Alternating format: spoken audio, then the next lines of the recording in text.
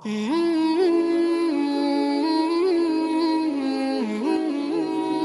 الشيطان الرجيم بسم الله الرحمن الرحيم هل أتاك حديث موسى إذ ناداه ربه بالواد المقدس طوى اذهب إلى فرعون إنه طغى فقل هل لك إلى أن تزكى وأهديك إلى ربك فتخشى فأراه الآية الكبرى فكذب وعصى ثم أدبر يسعى فحشر فنادى فقال أنا ربكم الأعلى فأخذه الله نكال الآخرة والأولى إن في ذلك لعبرة لمن يخشى آمنت بالله صدق الله العظيم. معزز و محترم ناظرین، السلام علیکم ورحمۃ اللہ وبرکاتہ.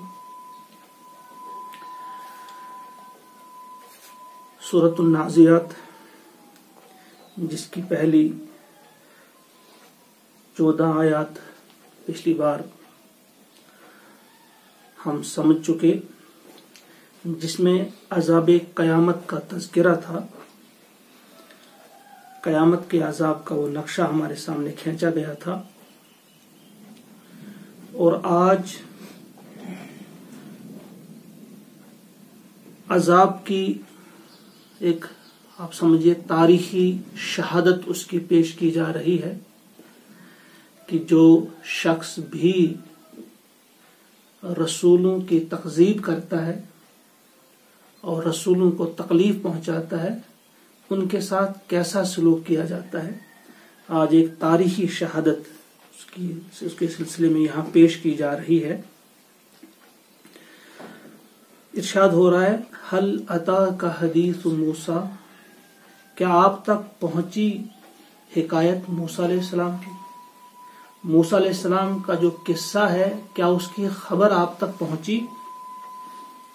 موسیٰ علیہ السلام کے قصے کو یہاں پہ کیوں اسی کی مثال دی گئی؟ کئی سوالات اس سلسلے میں ابھر سکتے ہیں.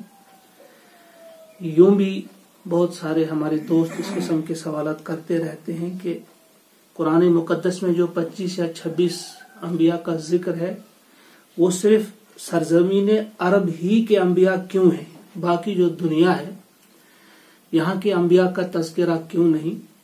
تو اس کا سادہ سا جواب یہ ہے کہ پہلے مخاطب جو تھے وہ عرب تھے، اور وہ ان کی سرگزشت سے کسی نہ کسی حد تک آشنا تھے، لہذا انہیں سمجھانے کے لیے اکثر انہی انبیاء کا تذکرہ آیا ہے قرآن مقدس میں جو عرب کی سرزمین پہ آئے.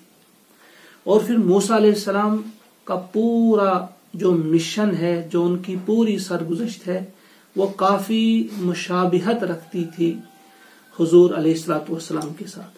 لہذا موسیٰ علیہ السلام ہی کا قصہ اسی کی طرف اشارہ کیا گیا، اور مختلف مقامات پہ قرآن مقدس میں موسیٰ علیہ السلام کا وہ قصہ جو ہے اس کا تذکرہ کیا گیا ہے.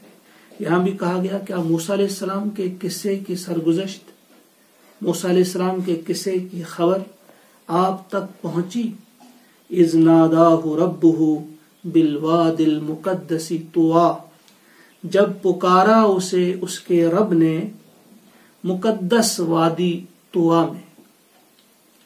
یہ آپ سب جانتے ہیں، ایک ادنا طالب علم بھی جو ہوگا اس کے ذہن میں بھی یہ بات ہوگی کہ موسیٰ علیہ السلام جب مدین سے واپس جا رہے تھے مصر کی طرف، بیوی ساتھ تھی، وہ حاملہ تھی اور رات کے وقت جا رہی تھی، تو ایک جگہ یہی مقدس وادی جو ہے جس کا نام طویٰ ہے، وہاں اس نے ایک آگ سی دیکھی، چاہا کہ شاید ہمیں کچھ گرمی حاصل کرنے کے لیے آگ جلائیں گے یا راستہ مل جائے रास्ते की हिदायत वहां मिल जाए, वहां जाते हैं। जो तुआ है, मुकद्दस वादी तुआ के बारे में, एक तो उस वादी का नाम तुआ है इसलिए उसका जिक्र किया गया, तुआ की वादी। दूसरे भी कुछ मफहूम मुफस्सिरीन किराम ने इसके बयान किए हैं। तुआ रात के लिए भी आता है, जैसे हम ये कहते हैं जा फलानुन तुआ, फलां शख्स वो आया रात के वक्त, इसके एक माने ये भी है। इज़हब इला फिरऔन इन्नहु तगा, वहां जब मूसा अलैहिस्सलाम पहुंचते हैं तो वहां आग तो थी नहीं, बल्कि अल्लाह तबारक व तआला ने उनसे पुकारा कि मैं अल्लाह हूं। और फिर वहां उन्हें एक मौजज़ा भी अता कर दिया गया और कहा गया कि अब आप पैगंबर हैं। उन्हें पैगंबरी वहां पे मिली और कहा गया इज़हब इला फिरऔन, जाओ फिरऔन की तरफ, इन्नहु तगा, वो सरकश हो गया है। मूसा अलैहिस्सलाम को पहली ही फुर्सत में एक तो पैगंबरी मिली, नबूवत मिली, और साथ ही उनसे कहा गया कि अब आपका ये काम है कि तुमने फिरऔन के पास जाना है और उससे कहना है कि तुम सरकश हो गए हो।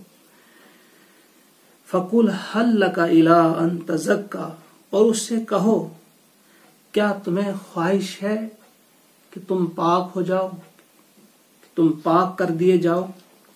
वो अहदिया का इला रब्बी का फतख्शा, और मैं तुम्हें दिखला दूं तुम्हारे रब की तरफ जाने वाला रास्ता, फतख्शा, ताकि तुम डरो, ताकि तुम्हारे दिल में कुछ खशियत आ जाए।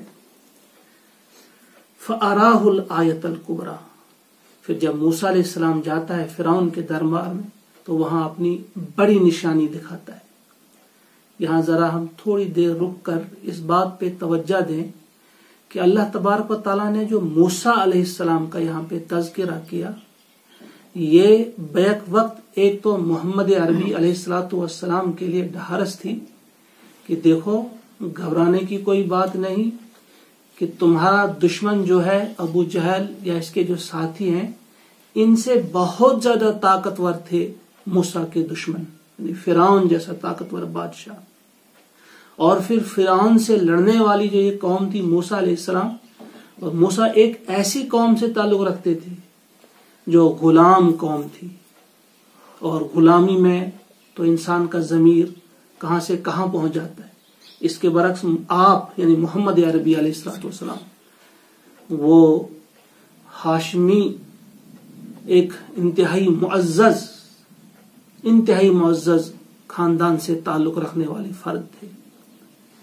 और फिर मूसा अलैहिस्सलाम से गलती भी हुई थी अनजाने में कि उनसे कत्ल हुआ था, वो मुल्जिम थे एक एतबार से कत्ल की। उसके बरक्स मोहम्मद आपको तो अल अमीन और आपको तो सादिक सच्चा कहा जाता है, लिहाजा आप घबराएंगे नहीं। एक तरफ से मोहम्मद अरबी अलैहिस्सलाम के लिए ढारस थी, और दूसरी तरफ जो कुरैश मक्का थे, मक्का के मुशरिकीन, उन्हें बताया जा रहा है कि देखो तुम्हारी ताकत ही क्या है।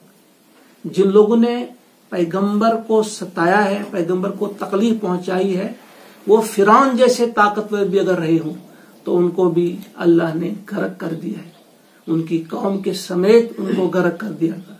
लिहाजा तुम्हारी हैसियत क्या है, जैसा कि सूरतुल मुज़म्मिल में भी अल्लाह तबारक व तआला ने फरमाया इन्ना अरसलना इलैकुम रसूलन, हमने तुम्हारी तरफ एक रसूल भेजा, शाहिदन अलैकुम, जो गवाह है तुम पर, कमा अरसलना इला फिरऔन रसूला, जिस तरह से हमने फिरौन की तरफ एक रसूल भेजा था।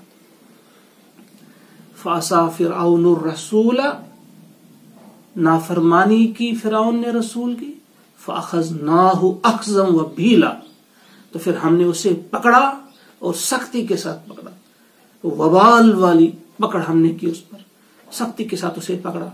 तो तुम भी जान जाओ, याद रखो, अगर तुमने अपने रसूल का साथ नहीं दिया, अगर तुमने अपने रसूल की मुखालिफत पर कमर कस ली, तो याद रखो जिस तरह से फिरौन का हशर हुआ وہی تمہارا بھی ہو سکتا ہے۔ اور یہاں اس واقعے کو بیان کیا جا رہا ہے کہ جب وہ فرعون کے دربار میں پہنچے موسیٰ علیہ السلام اور ہارون علیہ السلام، تو انہوں نے انہیں اپنی بڑی نشانی سے یہاں مراد ہے ان کا جو عصا ہے، اس کے علاوہ بھی کئی نشانیاں انہیں دی گئی تھی، تو یہاں وہی عصا دکھایا گیا جو اژدہا بن جاتا تھا اللہ کے حکم سے۔ لیکن وہ نشانی دیکھنے کے بعد بھی فرعون جو تھا شقی بدبخت، فکذب، اس نے جھٹلایا، وہ عصا، اور نافرمانی کی۔ اتنی بڑی نشانی دیکھنے کے بعد بھی اس نے جھٹلایا اور نافرمانی کی۔ دیکھیے، ایک ذہن میں یہ بات رہے، جب دنیا کی محبت کا پردہ ہماری آنکھوں پر پڑتا ہے تو پھر بڑی بڑی نشانیاں دیکھ کر بھی جو ہے ہم سیدھے راستے پر چلنے کے لیے تیار نہیں ہوتے۔ اسے جو لت لگی ہوئی تھی حکمرانی کی، اقتدار کی، اس کو چھوڑنا یا اپنے آپ کو اس سے نیچے لانا اس کے لیے ایک بہت بھاری بوجھ لگ رہا تھا۔ تو ان کی تو بات ہی نہیں، آج تھوڑا سا بھی کسی کو چھوٹا سا کوئی اقتدار مل جاتا ہے یا تھوڑی سی عزت مل جاتی ہے دنیا میں، وہ اس عزت کو قربان کرنے کے لیے تیار نہیں ہوتا اللہ کے لیے۔ فَأَخَذَتْهُ الْعِزَّةُ بِالْإِثْمِ فَحَسْبُهُ جہنم، جن کی طرف اشارہ کیا قرآن نے۔ کچھ لوگوں کو عزت آڑے آتی ہے، کہتے شاید یہاں جا کر ہماری عزت میں کچھ کمی آ جائے گی، حالانکہ وَلِلَّهِ الْعِزَّةُ وَلِرَسُولِهِ وَلِلْمُؤْمِنِينَ، حالانکہ عزت تو یہاں نہیں بڑھتی، عزت تو اللہ کے دربار میں ملتی ہے۔ کس کو دینی ہو، کس کے لیے ہے، وہ اللہ فرماتے ہیں پیغمبر کے لیے ہے، مومنین کے لیے ہے۔ تو یہاں یہ فرمایا جا رہا ہے کہ اس نے جھٹلایا اور اس نے نافرمانی کی، ثم ادبر، پھر وہ پلٹا، لوٹا، یسعا، اور چال بازیاں کرنے لگا، تدبیریں کرنے لگا۔ نے سوچا کہ اب کیسے اس کو شکست دی جائے، اب کیسے اس پیغام کا مقابلہ کیا جائے۔ فحشر فنادا، پھر اس نے اکٹھا کیا سارے لوگوں کو اور پھر پکارا۔ اب دیکھیے، اس نے سوچا کہ بھئی اس کے پاس یہ جو لاٹھی تھی یہ سانپ بن گئی، یہاں تو بڑے بڑے جادوگر ہمارے پاس ہیں، ہم ان کو لائیں گے، وہ بھی اپنی لاٹھیوں کے سانپ بنا کر دکھا دیں گے تو ہم اس کا اس انداز سے مقابلہ کر سکتے ہیں۔ سارے لوگوں کو جمع کیا گیا تاکہ سب لوگوں کے سامنے ان کی سبکی ہو، مگر ہونا کیا تھا، کچھ اور ہو گیا۔ فحشر فنادا، اس نے اکٹھا کیا لوگوں کو، پکارا، فقال، پس کہا اس وقت لوگوں میں جو خطاب اس نے کیا، کہا انا ربکم الاعلی، میں تمہارا سب سے بڑا رب ہوں، میں تمہارا سب سے بڑا رب ہوں۔ فاخذہ اللہ، اللہ نے اسے پکڑا۔ یہاں بھی رب کس معنی میں فرعون نے کہا، اس معنی میں نہیں کہ اپنے آپ کو خالق سمجھتا تھا، نہیں، اس رب کو وہ بھی مانتا تھا۔ قرآن دوسری جگہوں پہ اس کی وضاحت بڑی اچھی ڈھنگ سے آئی ہے۔ ایک بار کا تذکرہ اس طرح کیا ہے کہ اگر اللہ نے اس کو رسول بنا کر بھیجا ہوتا تو سونے کے کنگن ساتھ ہوتے یا کوئی جماعت ساتھ ہوتی، اللہ کو وہ بھی مانتا تھا اور اس نے رسول کو ماننے سے انکار کیا تھا۔ اور یہاں رب سے مراد یہ ہے کہ اقتدار اس کے ہاتھ میں ہے، سب سے جو اوپر والی چوٹی ہوتی اقتدار کی وہ اس کے ہاتھ میں تھی کہ میرے ہی ہاتھ میں، جس کو چاہتا ہوں موت دیتا ہوں، جس کو چاہتا ہوں رہائی دیتا ہوں۔ تو یہ مراد تھی اس کی، فقال انا ربکم الاعلی۔ یہ اس قسم کے ارباب، اس قسم کے رب آج بھی ہم اور آپ آسانی سے کچھ لوگوں کو بنا لیتے ہیں کہ بس یہی ہمارے رب ہیں، یہ ہمیں ملازمتیں عطا کرتے ہیں، یہ ہمیں کھلاتے ہیں، یہ فلاں چیز عطا کرتے ہیں، اور پھر ان کی اتباع سچ میں بھی جھوٹ میں بھی، جائز بھی ناجائز بھی ان کی اتباع کی جاتی ہے، ان کے پیچھے پیچھے چلا جاتا ہے، اور وہی اس اصل میں رب ماننا ہوتا ہے۔ یہاں بھی ہم سوچیں کہ کہیں ہم بھی شعوری یا غیر شعوری طور، کہیں ہم بھی کسی انسان کو یا کسی اور چیز کو رب تو نہیں مان رہے ہیں۔ فقال انا ربکم الاعلی، جب اس نے کہا کہ میں تمہارا سب سے بڑا رب ہوں، فاخذہ اللہ، تو اللہ نے اسے پکڑا، نکال الآخرۃ والاولی، آخرت اور دنیا کے عذاب میں۔ نکال جو ہے، نکال ایسے عذاب کو کہا جاتا ہے جس میں اوروں کے لیے عبرت ہو، یعنی جس کو دیکھ کر اور لوگ عبرت پکڑے، وہ سمجھ جائیں کہ یہاں خطرہ ہے۔ ایسا کرنے میں یا ان کے پیچھے پیچھے ان کے نقش قدم پر چلنے میں نقصان ہی نقصان ہے، فائدہ نہیں ہے۔ تو جب اللہ نے اسے پکڑا اور آخرت اور دنیا کے عذاب میں اسے پکڑا، ان فی ذالک، اور بے شک اس میں لعبرتن، عبرت ہے، لمن یخشا، ہر اس شخص کے لیے جو دل میں خشیت رکھتا ہو، جو ڈرنے والا ہو۔ جو ڈرنے والے لوگ ہوتے ہیں یعنی اللہ کا خوف جن کے دلوں میں ہوتا ہے، وہی ایسے واقعات سے، وہی اس تاریخ سے، وہی ان قصوں سے جو قرآن پاک میں بیان کیے گئے ہیں، ان سے وہی لوگ نصیحت حاصل کر سکتے ہیں۔ باقی لوگ آپ آنکھیں رکھ کر بھی وہ اندھے ہوتے ہیں، کان ہوتے ہوئے بھی وہ بہرے ہوتے ہیں، اور دل ہونے کے باوجود ان کے دل جو ہیں وہ سخت ہو چکے ہوتے ہیں۔ لہذا ہم جو ان آیات کا مطالعہ کر رہے ہیں، سمجھنے کی کوشش کر رہے ہیں، ان آیات میں جو آج ہم نے موسیٰ علیہ السلام کی وہ تاریخی شہادت جو پیش کی، اللہ تبارک و تعالی نے ہمارے سامنے واضح الفاظ میں، اگرچہ بالکل مختصر الفاظ میں کہی گئی، لیکن یہ پوری اس میں سرگزشت آ گئی۔ موسیٰ علیہ السلام کو نبوت ملنے سے اور فرعون کے غرق ہونے تک ساری باتیں اس میں آ جاتی ہیں۔ لہذا ہم سمجھیں کہ جس انسان نے یا جس قوم نے، جس جماعت نے، وہ کسی بھی علاقے سے تعلق رکھتا ہو، وہ کسی بھی رنگ نسل سے تعلق رکھتا ہو، جن لوگوں نے بھی رسولوں کی بات نہیں مانی ہے، رسولوں کی تکذیب کی ہے، رسولوں کو ماننے سے انکار کیا ہے، انہیں دنیا اور آخرت کے عذاب سے دوچار ہونا پڑا ہے۔ اللہ تعالی ہم کو ان میں شمار نہ کرے، بلکہ ہمارا شمار ان لوگوں میں کرے جو اپنے رسولوں سے محبت کرنے والے ہوتے ہیں اور اپنے رسول کی ماننے والے ہوتے ہیں۔ ہم رسول کو مانتے بھی ہیں اور انشاءاللہ ہم رسول کی بھی مانیں گے۔ اللہ تعالی ہم سب کو توفیق عطا فرمائے۔ ربنا تقبل منا انک انت السمیع العلیم۔ السلام علیکم ورحمۃ اللہ۔